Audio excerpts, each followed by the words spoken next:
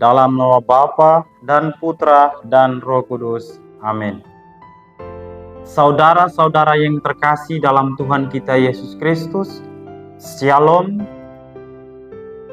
Jumpa lagi bersama saya, Frater Fidelis Solilit, dalam renungan edisi Minggu 2 April 2023, hari Minggu Palem atau Minggu Sengsara. Saudara-saudara yang terkasih dalam Tuhan kita Yesus Kristus, hari ini Gereja Katolik Universal memasuki Pekan Suci yang diawali dengan hari Minggu Palem. Bacaan Injil hari ini sangat panjang. Bagi saya ada dua peristiwa yang kita renungkan. Pertama, peristiwa merenungkan Yesus masuk ke Yerusalem. Ada sebuah lagu yang biasa kita nyanyikan, berbunyi demikian. Yerusalem, Yerusalem, lihatlah rajamu, hosana, terpujilah Kristus, Raja Maha Jaya.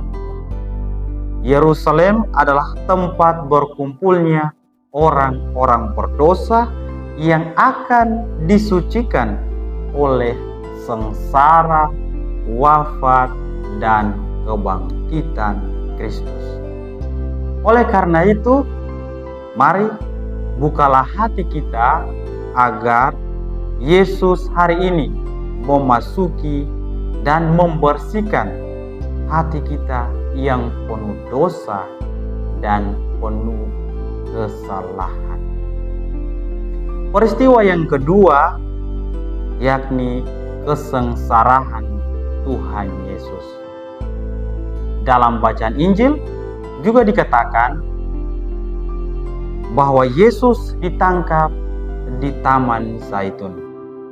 Penangkapan itu ditandai dengan pengkhianatan Yudas yang menyerahkan Yesus kepada orang-orang Farisi, di mana ketika di taman itu Yudas mencium Yesus sebagai tanda agar para algojo menangkap Yesus. Karena demi kepentingan sendiri, Yudas mengabaikan kebersamaan dengan Yesus selama 3 tahun. Itu sirna hanya demi uang. Yudas gagal mengamalkan nilai dari sang guru sejati. Tidak sampai di situ, dikisahkan juga bahwa ketika Yesus di hadapan mahkamah Yahudi dan pengadilan Pilatus, Petrus juga mengikuti Yesus dengan diam-diam. Karena Petrus takut akan ditangkap dan kemudian takut mengambil bagian dalam kesengsaraan Yesus. Maka dia bersembunyi dan berusaha untuk menghindari pertanyaan-pertanyaan orang Yahudi. Apa yang terjadi? Petrus menyangkal Yesus 3 kali. Bagi Yudas dan Petrus sama-sama jatuh dalam dosa. Petrus sadar akan dosanya. Ia menangis dan bertobat. Kemudian menjadi murid yang sangat hebat, bahkan dalam Gereja Katolik sebagai pemegang kunci kerajaan surga.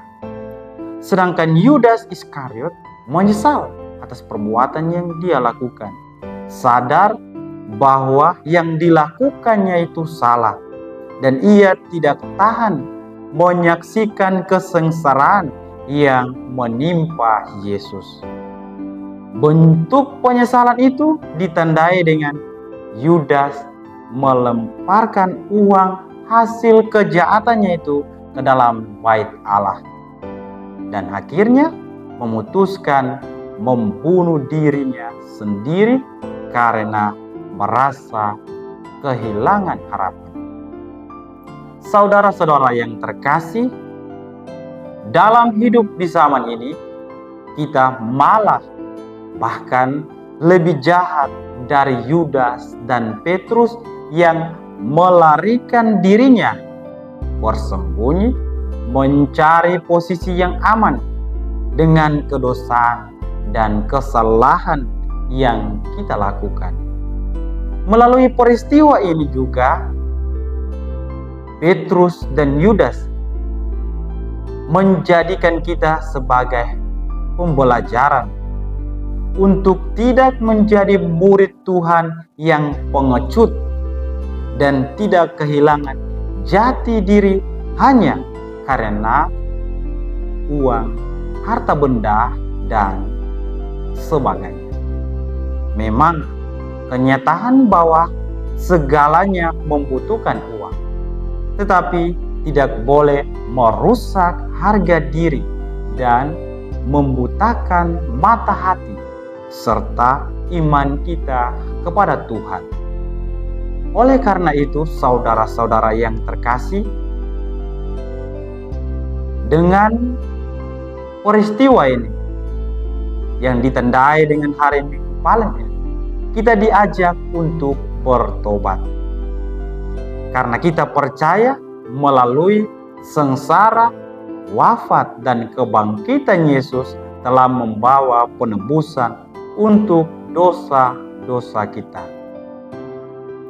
Jadilah pengikut Kristus yang sejati, yang sungguh-sungguh berani untuk bersaksi tentang Yesus Kristus yang adalah Juru Selamat kita.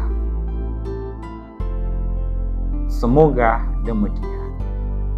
Dalam nama Bapa dan Putra dan Roh Kudus. Amin.